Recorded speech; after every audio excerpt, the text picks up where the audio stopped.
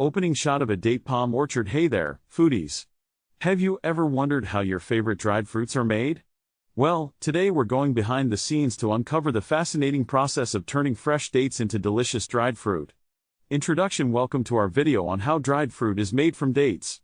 In this episode, we'll take you on a journey through the intricate steps involved in the production of dried fruit, focusing on the mesmerizing process of date drying. Presentation of problem/challenge. Now, let's talk about the challenge producers face when transforming fresh, juicy dates into the sweet and chewy dried fruit we all love. It's not just about preserving the flavor but also retaining the essential nutrients found in these superfoods. Exploration/development. The first step in the process begins with the careful harvesting of ripe dates from the palm trees. These dates are then meticulously cleaned to remove any impurities before they undergo the dehydration process. Dehydrating techniques vary from sun drying to using specialized drying machines, ensuring that the dates are dried to perfection. Climax/key moment. Now, here comes the key moment. When the dates reach the perfect level of dryness, they are ready for packaging.